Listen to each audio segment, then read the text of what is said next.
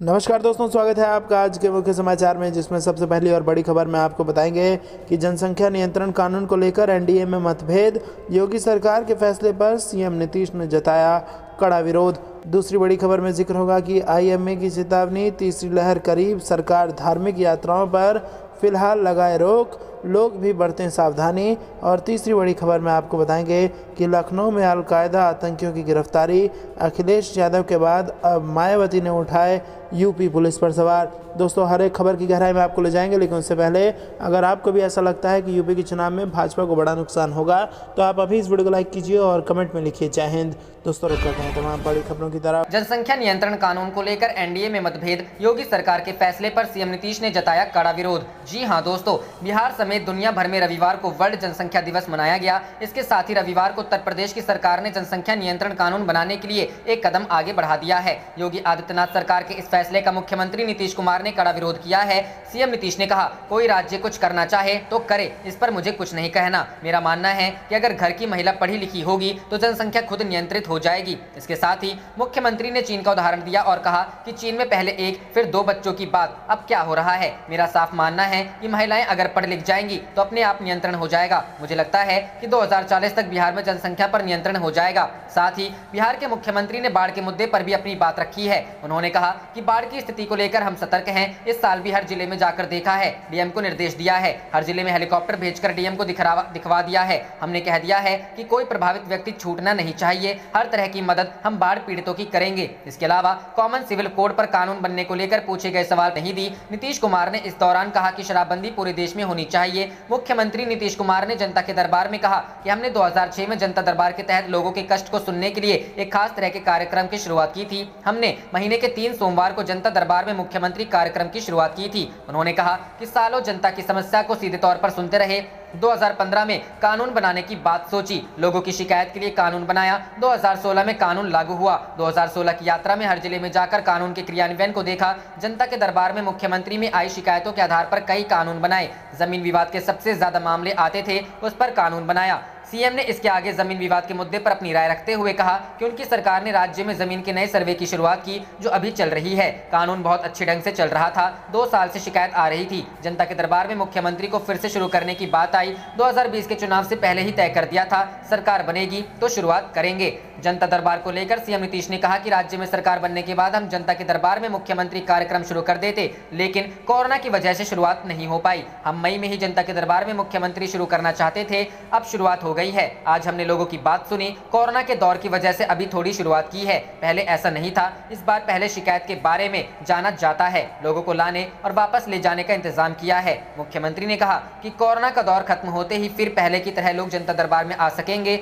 और उनकी समस्या का समाधान हो सकेगा। आरसीपी सिंह को बधाई देने के मुद्दे पर बोले कि इस सबको छोड़िए, हमारी पार्टी में सब कुछ ठीक है, पता नहीं ऐसी चर्चा क्यों होती। रुख करते हैं अगली खबर की तरफ। आईएमए की चेतावनी, तीसरी लहर करीब, सरकार धार्मिक यात्राओं पर फिलहाल लगाए रोक, लोग भी बरते सावधानी। जी हां दोस्तों, इंडियन मेडिकल एसोसिएशन ने सरकार और लोगों की ढिलाई बरतने तथा कोविड-19 प्रोटोकॉल का अनुपालन किए बगैर बड़ी संख्या में लोगों के एकत्र होने को लेकर सोमवार को चिंता प्रकट की। साथ ही कहा कि ये घटनाएं महामारी की तीसरी लहर का मुख्य कारण बन सकती है। आईएमए ने एक बयान में कहा कि पर्यटकों का आगमन, तीर्थ यात्राएं, धार्मिक उत्साह जरूरी है, लेकिन कुछ और महीने इंतजार किया जा सकता है। चिकित्सकों के संगठन ने कहा कि वैश्विक साक्ष्य और किसी भी महामारी के इतिहास से यह पता चलता है कि तीसरी लहर अवश्य भावी है और आसान है। बयान में कहा गया है कि हालांकि यह जिक्र करना दुखद है कि इस नाजुक वक्त में जब हर किसी को तीसरी लहर की संभावना घटाने के लिए काम करने की जरूरत है, देश के कई हिस्सों में सरकारें और लोग ढिलाई बरत रहे हैं तथा कोविड प्रोटोकॉल का अनुपालन किए बगैर बड़ी संख्या में एकत्र हो रहे हैं। पर्यटकों का आगमन,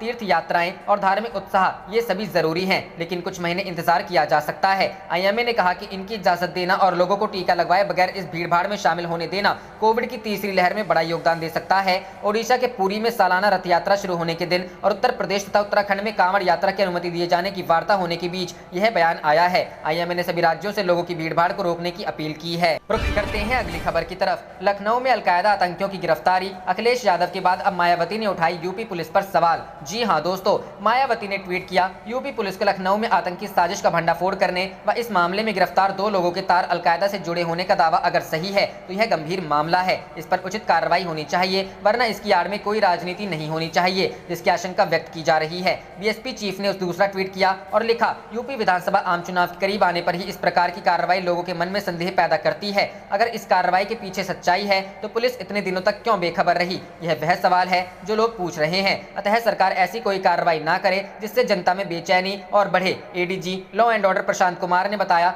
सूचनाएं मिलने के बाद उस पर स्टडी की गई और मॉड्यूल को ध्वस्त किया गया। पकड़े गए संदिग्धों के मंसूबे सही नहीं थे। जिस तरह की चीजें मिली हैं उनका पोटेंशियल इतना है कि किसी महत्वपूर्ण जगह पर ब्लास्ट हो जाता तो कई जाने जा सकती थी। उस लिहाज से पुलिस को बड़ी कामयाबी मिली है।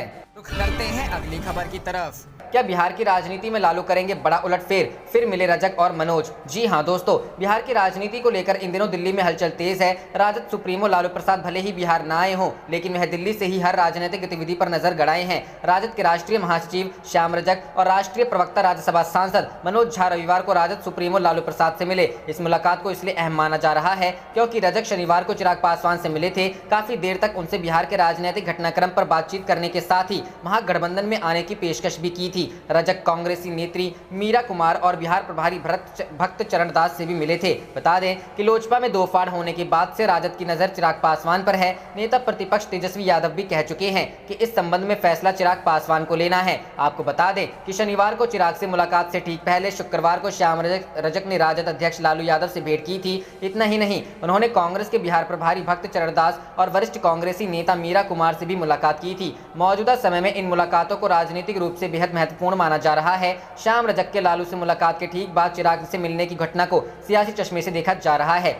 सियासी गलियारों में अब ऐसे प्रश्न उठने लगे हैं कि क्या लालू प्रसाद अथवा तेजस्वी यादव का कोई खास संदेश था जिसे श्याम रजक लेकर पहुंचे थे? क्या बिहार में राजद कोई नया समीकरण गढ़ने की कोशिश में है या फिर कुछ और ही सियासी खिचड़ी पक रही है? इन सवालों का जवाब तो आने वाला वक्त ही देगा। मगर जिस तरह से चिराग को चाचा पशुपति कुमार पारस ने झटका दिया है, उसके बाद अगर राजद चिराग पर डोरे डालने में कामयाब होती है तो यह अचंभित करने वाला नहीं। रुख करते हैं अगली खबर की तरफ। बिहारी बाबू शत्रुघ्न सिन्हा पर बड़ा दाव लगा सकती है कांग्रेस। एक तीर से कई निशाने साधने की रणनीति। जी हां दोस्तों, बिहार कांग्रेस में बड़ी उलटफेर की कवायद शुरू हो गई है। पार्टी 2024 के लोकसभा चुनाव को ध्यान में रखते हुए अपनी रणनीति को अंतिम रूप दे रही है। दलित, पिछड़ा और मुस्लिम वोट पर केंद्रित बिहार की राजनीति में कांग्रेस एक नया चैप्टर लिखने जा रही है। बिहार कांग्रेस प्रभारी दलित नेता भक्त चरण दास की रिपोर्ट और 2020 का चुनाव जीतने वाले विधायकों, विधान पार्षदों व पार्टी नेताओं से मशवरे के बाद आलाकमान बिहार कांग्रेस की कमान पार्टी नेता व फिल्म अभिनेता शत्रुघ्न सिन्हा को सौंपने की तैयारी कर रही है। प्रदेश अध्यक्ष डॉक्टर मदन मोहन झा का कार्यकाल सितंबर में समाप्त होगा।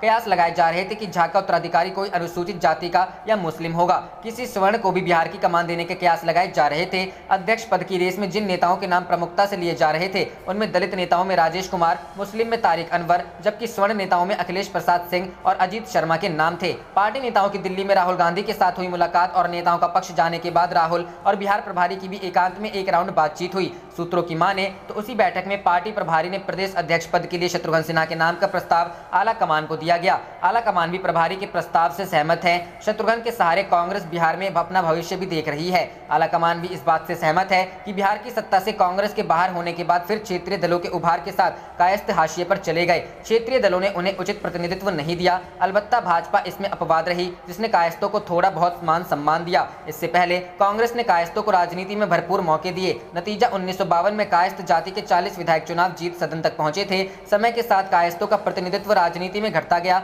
2010 में यह संख्या मात्र 4। रुख करते हैं अगली खबर की तरफ। यूपी चुनाव 17 जुलाई को अरविंद केजरीवाल से मिलेंगे ओम प्रकाश राजभर। गठबंधन को लेकर होगी बात। जी हां दोस्तों, भारतीय जनता पार्टी की पूर्व सहयोगी सुहेल देव भारतीय समाज पार्टी के राष्ट्रीय अध्यक्ष ओम प्रकाश राजभर ने सोमवार को कहा कि आम आदमी पार्टी के नेता और दिल्ली के मुख्यमंत्री अरविंद केजरीवाल से गठबंधन को लेकर निर्णायक बातचीत होगी। राजभर ने कहा कि वह 17 जुलाई को दिल्ली में अरविंद केजरीवाल से मुलाकात करेंगे और इस दौरान आम आदमी पार्टी से भागीदारी संकल्प मोर्चा के साथ गठबंधन को लेकर निर्णायक बातचीत होगी। राजभर ने बताया कि उनकी पिछले दिनों आप सांसद संजय सिंह से मुलाकात हुई थी। इसके बाद उन्होंने स्वयं पहल कर केजरीवाल से फोन पर बातचीत की। उन्होंने बताया कि केजरीवाल ने मुलाकात के लिए 17 जुलाई का समय निर्धारित किया है। उन्होंने दावा किया कि समाजवादी पार्टी से गठबंधन को लेकर भी प्रारंभिक स्तर पर बातचीत हुई है। मोर्चा के घटक दल जन अधिकार पार्टी के अध्यक्ष व पूर्व मंत्री बाबू सिंह कुशवाहा की पिछले दिनों सपा के राष्ट्रीय अध्यक्ष अखिलेश यादव से मुलाकात हुई थी। बातचीत के परिणाम को लेकर पूछे जाने पर उन्होंने कहा कि अभी प्रारंभिक स्तर की बातचीत हुई है।